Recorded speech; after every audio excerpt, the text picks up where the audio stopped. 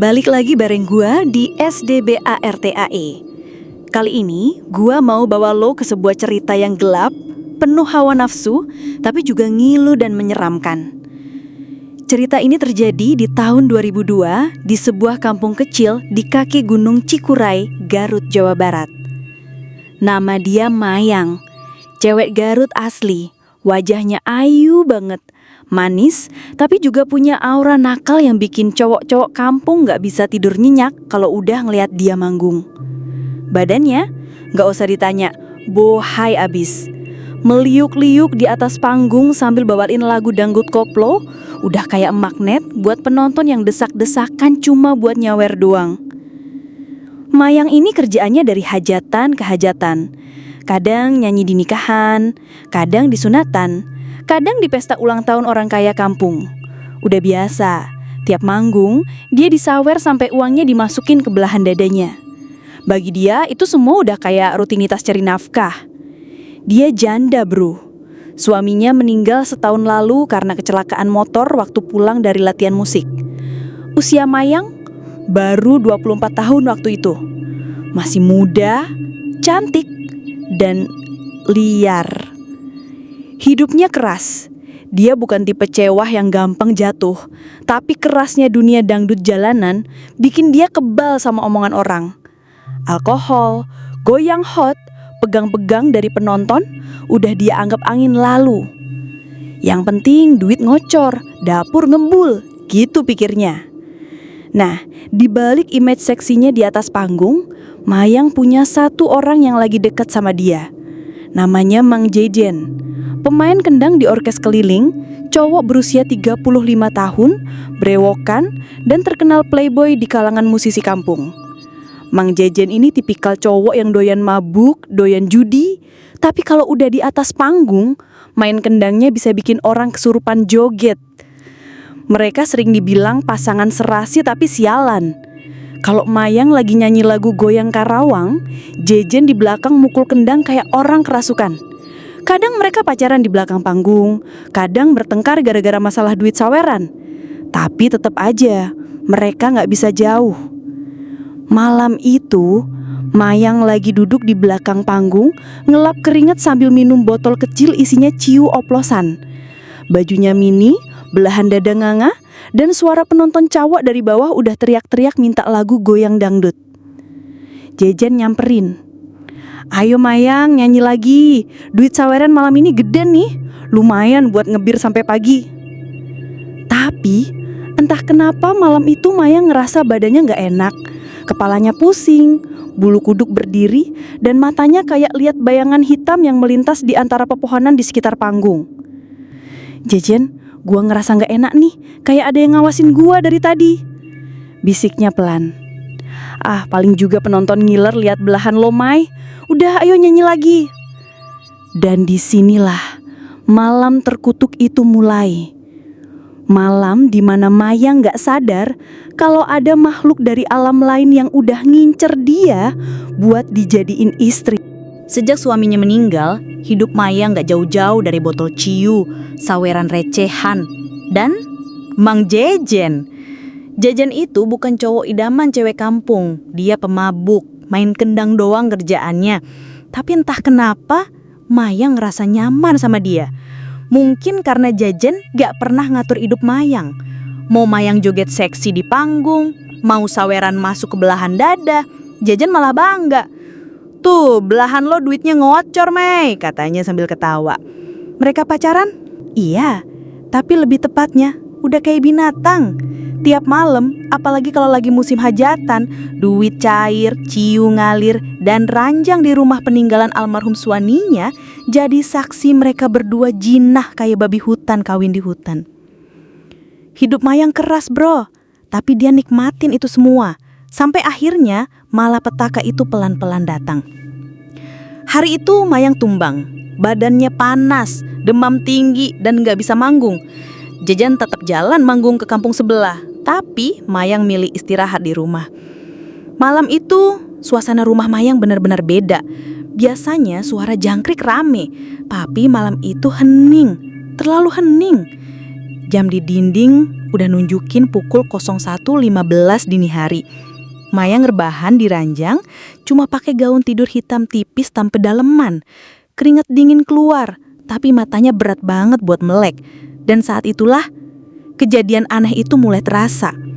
Pelan-pelan, selimut di atas tubuh Mayang bergerak sendiri, seperti ada yang narik, ngebuka lebar-lebar, nunjukin tubuh Mayang yang cuma tertutup tipis kain tipis warna hitam. Tiba-tiba ada rasa dingin yang rayap dari ujung kaki, seperti ada tangan kasar tapi tak terlihat yang masuk dari sela-sela gaunnya, nyusup ke betis, ke paha, terus naik. Mayang gak bisa gerak. Dia ngerasa tapi gak mampu buka mata. Tubuhnya kaku, mulutnya cuma bisa keluar desahan, bukan karena nikmat, tapi karena dia sadar ada sesuatu yang lagi main-main sama tubuhnya. Tangan itu terus naik, ngelus perut, dada, dan remasan kasar tiba-tiba ngebuat Mayang mendesak keras. Tapi saat dia berusaha ngelawan, tiba-tiba semuanya hening. Mayang bangun, ngos-ngosan, matanya liar nyari siapa yang barusan nyentuh dia. Gak ada siapa-siapa, cuma kamar kosong, lampu remang-rembang, dan suara detak jantung dia sendiri yang berdetak kencang. Gua mimpi kali ya, pikir Mayang sambil nutup wajah. Paginya Mayang udah agak baikan. Dia ngerasa mendingan walau badannya masih lemes. Dia mutusin buat mandi, segerin badan. Masuk kamar mandi, nutup pintu, ngelepas semua pakaiannya. Baru aja air shower nyentuh kulit Mayang, Mayang ngerasa punggungnya kayak disentuh sesuatu. Kayak ada tangan gede, kasar, yang ngusap dari leher sampai punggung bawah. Mayang nengok cepat, tapi gak ada siapa-siapa.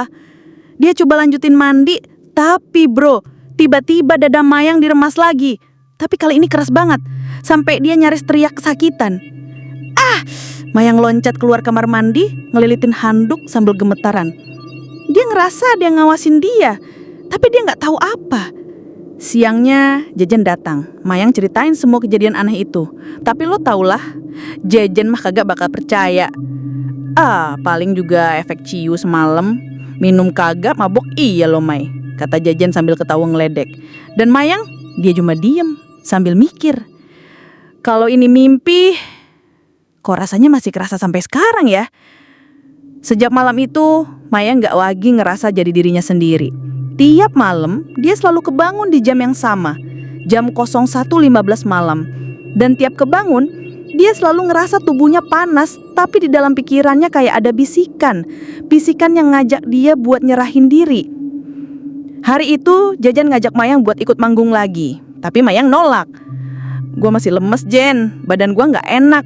Padahal sebenarnya lemesnya Mayang bukan karena sakit, tapi karena tiap malam dia kayak dipakein sama sesuatu yang gak kasat mata. Siang itu Mayang duduk di teras rumah. Pandangannya kosong, tapi tangannya refleks ngeraba bagian tubuhnya sendiri. Seakan-akan ada yang nyuruh buat ngelakuin hal itu. Warga yang lewat mulai ngegosip. Si Mayang kenapa ya? Kok akhir-akhir ini kelakuannya aneh? Jejen? Oh itu mah Mayang kalau udah kecanduan ciu, emang suka begitu, doyan ngelantur. Tapi Jejen gak sadar, setiap dia ninggalin Mayang sendirian di rumah, hawa di rumah itu makin berat. Gak cuma Mayang, tetangga sebelah rumahnya mulai ngerasa hawa aneh. Sering ngedengar Mayang mendesah, udah kayak tempur berat. Padahal kan Mayang tinggal sendiri. Malam itu Mayang gak kuat nahan. Dia rebahan di kasur, tubuhnya mulai panas, nafasnya berat, tangan-tangan tak kasat mata mulai lagi mainin tubuhnya. Tapi kali ini Mayang seperti udah gak bisa ngelawan. Dia merasa nikmat. Dari balik dinding rumah itu, bayangan hitam berdiri sambil mengawasi. Dan sejak malam itu, Mayang gak bisa jauh dari rumahnya. Dia ngerasa kalau dia keluar rumah, tubuhnya berat, kepalanya pusing, dan dadanya sakit kayak ada sesuatu yang nahan dia buat tetap di rumah. Tapi Jejen masih aja ngeyel. Sampai pada akhirnya, suatu malam, Jejen memutuskan buat nginep di rumah Mayang lagi. Tapi malam itu bukan malam biasa, bro. Malam itu, si pemilik baru Mayang mulai nunjukin taringnya. Malam itu, suasana rumah Mayang gelap. Cuma diterangi lampu malam yang cahayanya goyang-goyang. Di dalam kamar, suara ranjang kayu berderit kencang, beriringan sama desahan Mayang dan nafas berat Mang Jejen. Nafsu mereka udah gak ada remnya, bro. Setiap kali Jejen ngerasa puas, Mayang malah minta lagi. Tapi mereka gak sadar, ada sepasang mata besar yang ngintip dari celah dinding rumah itu. Mata merah, melotot, penuh kemarahan. Sosok itu gak terima, karena malam itu Mayang udah diambil paksa oleh Jejen. Malam makin larut, dan setelah puas, Mayang tertidur pulas. Jejen yang belum ngantuk keluar kamar sambil nyalain rokok yang tinggal sebatang. Dia duduk santai di ruang tamu, ngelirik botol anggur merah cap kepala botak sambil nyeruput pelan-pelan. "Nah, mantap, Ciu mah lewat," kata Jejen sambil ketawa sendiri. Tapi ketenangan itu cuma sebentar, bro. Tiba-tiba botol anggur merah yang ada di meja depan dia melayang sendiri. Tanpa peringatan, botol itu terbang kenceng dan menghantam kepala Jejen. Brak! Kepala Jejen bocor, darah langsung netes deres ke lantai. Jejen ambruk pingsan seketika. Keesokan paginya, Mayang bangun dan kaget ngelihat Jejen masih terkapar di lantai ruang tamu, kepala bocor, darah udang genang di lantai papan rumah itu. Dia panik, langsung ngebangunin Jejen yang masih setengah sadar. "Goblok, udah gua bilang kalau udah mabuk jangan nambah lagi, bego lo Jen." Jejen gak bisa jawab apa-apa. Dia sendiri gak tahu apa yang terjadi. Akhirnya Jejen dibawa ke klinik buat dijahit kepalanya. Mayang kesel, tapi tetap aja dia ngurus. Setelah itu, keesokan paginya Mayang pergi ke pasar, belanja kebutuhan dapur, dan ya beli cancut renda-renda modal terbaru yang dia udah ngincer dari minggu kemarin. Sementara itu, Jejen sendirian di rumahnya. Dia duduk di halaman belakang, ngelamun sambil ngelokok, ngeliatin ayam Bangkok peliharaannya yang lagi garuk-garuk tanah. Tapi tiba-tiba, dari balik pohon sirsak muncul suara erangan berat. Jejen nengok, matanya langsung membesar. Di bawah pohon itu berdiri sosok hitam legam, tubuh tinggi besar, matanya melotot, taring panjang, kuku tajam, dan bulu kasar nutupin seluruh badannya. Jejen lompat dari duduknya, panik setengah mati, langsung lari masuk ke rumah sambil nutup pintu belakang, kunci pakai grendel. Tapi bro, begitu Jejen nengok ke belakang, si genderuwo udah ada di depan mukanya. Gak ada suara, gak ada peringatan. Tangan besar itu langsung nyekek leher Jejen, ngangkat dia kayak boneka. Jejen nendang-nendang, ngerontah, tapi percuma. Tubuh Jejen dibanting ke dinding kayu rumah sampai dinding itu retak. Lalu si genderuwo ngelangkah ke sudut ruangan, ngambil kendang Jejen yang biasa dipakai buat manggung. Dengan tenaga brutal, si genderuwo ngangkat kendang itu dan berak. Kendang itu dihantamkan ke kepala Jejen dengan brutal. Bahkan sampai robek, kendang itu nyangkut, ngepas di leher Jejen kayak helm yang nutup sampai pundak. Darah netes-netes, Jejen seketika tewas. Siang itu, Maya gak tahu apa-apa. Dia masih sibuk milih bawang merah di pasar, sambil iseng nyobain cangcut renda baru yang dia baru beli. Sore itu Mayang pulang dari pasar sambil nenteng belanjaan. Baru aja mau buka pintu rumah, tetangganya nyamperin dengan wajah panik. "Neng Mayang, udah dengar kabar belum? Mang Jejen meninggal pagi tadi." Mayang bengong. "Meninggal? Kapan? Kok mendadak? Kenapa?" Tetangganya cuma bisa geleng-geleng. "Katanya kejedot kendang, Neng. Tapi caranya meninggal aneh banget. Warga juga heran." Tanpa pikir panjang, Mayang langsung layat ke rumah duka. Ikut nganter jenazah Jejen sampai ke kuburan. Tapi di tengah prosesi pemakaman, di sela-sela tangis dan bacaan tahlil, Mayang mendadak ngerasa merinding. Dia ngelirik ke arah pohon besar yang ada di pinggir kuburan. Ada sosok hitam tinggi besar. Matanya merah menyala, ngintip dari balik batang pohon. Mayang memicingkan matanya, fokus ngeliat ke arah sosok itu. Tapi detik berikutnya, sosok itu lenyap, kayak nggak pernah ada. Pulang dari makam, Mayang coba ngejalanin hari-harinya seperti biasa. Masak, nyuci, beberes rumah. Tapi malam harinya, gangguan itu makin brutal. Jam 1:15 dini hari, rumah Mayang berubah jadi neraka kecil. Pintu kamar tertutup sendiri, lampu teplok tiba-tiba redup, dan hawa di kamar jadi panas menyengat. Mayang yang udah terbiasa cuma bisa pasrah sambil menutup mata. Tapi malam itu beda bro. Sosok itu nggak lagi ngelakuin aksinya dari balik bayangan. Dia muncul sepenuhnya, mendekati ranjang Mayang, dan dengan tubuh kekar, tampang ganteng kayak aktor drama Korea, dia menindih Mayang. Mulai menjamah, merenggut tanpa perlawanan. Yang bikin ngeri, Mayang sadar penuh. Matanya terbuka lebar, dia tahu apa yang terjadi. Tapi tubuhnya nggak bisa bergerak. Dia mau nolak, mulutnya mau teriak, tapi tubuhnya malah pasrah. Nolak tapi tetap ngangkang bro. Sadis. Nafsu itu berlanjut sampai sosok itu berbisik di telinga Mayang. Kamu milikku, bukan yang lain. Dan setiap malam, kejadian itu terus berulang. Mayang yang awalnya takut, lama-lama jadi candu. Dia nggak lagi nolak. Bahkan di malam-malam berikutnya, dia malah menanti kehadiran sosok itu. Jiwanya mulai dikuasai, tubuhnya udah jadi milik iblis.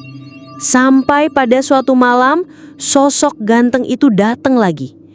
Tapi kali ini dia duduk di pinggir ranjang, menatap Mayang dengan senyum misterius.